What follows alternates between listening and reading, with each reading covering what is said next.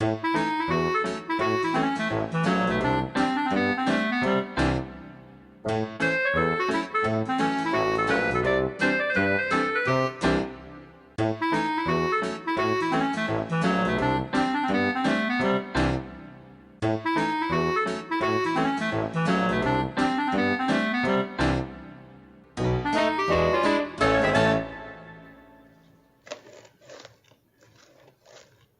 what are you doing there, Will? Hey, Orv. You know, we've been having so many problems lately. I was just thinking about the days when things were simpler, back when we started. We headed out just to make a small contribution to the study of how machines would move through the air. Now we've ended up inventing the first heavier-than-air powered aircraft. Yeah, I remember that summer in 1899. You were in the bike shop and just kind of twisting a box like that from the inner tube, and really surprisingly came up with the idea that led to our first ability to be able to control an airplane in the air. Yeah.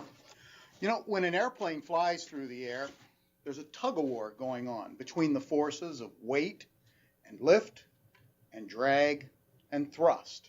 And that determines how the airplane translates through the air. But there are some other important motions going on as well.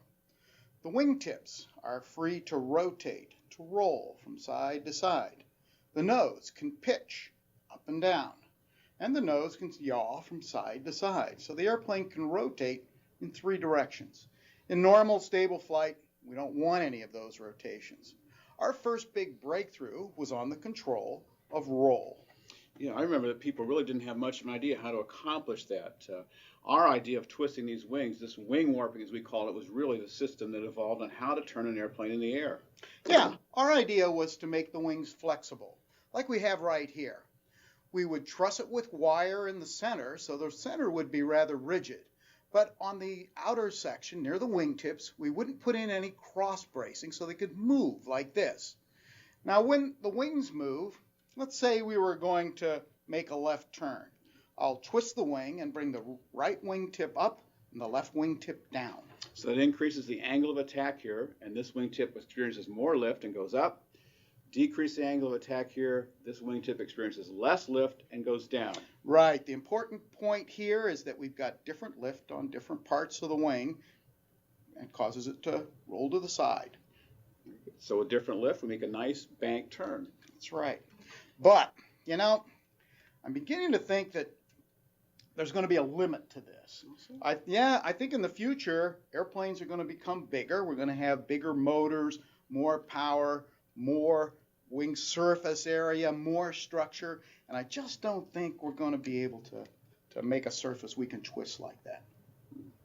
What my brother was correct about was that wings would get larger and more rigid. What we didn't foresee in our day is that when airplanes evolved, the fuel tanks would become part of the wing, and the wing structure would become more rigid and really incapable of flexing like we did with wing warping. Today's technology, however, you know that airplanes can make turns, and what happens is that small surfaces are placed at the rear of each wing. These surfaces can move up and down, and moving them causes an increase in lift by moving down or a decrease in lift by moving up.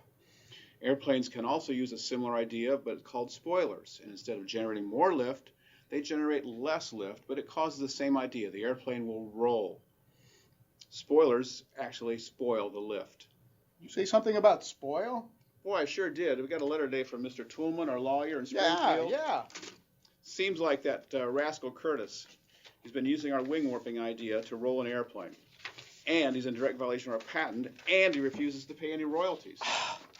You know, this Glenn Curtis, he's just spoiling for a fight, and I think we ought to give it to him. Yeah.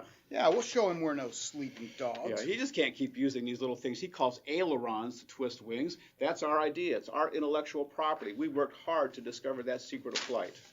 Ailerons. Now, you can't put a little wing on the end of the big wing. How will it grip it? Well, it's not really a question of how we'll grip it. It's more a question of you're able to turn the air.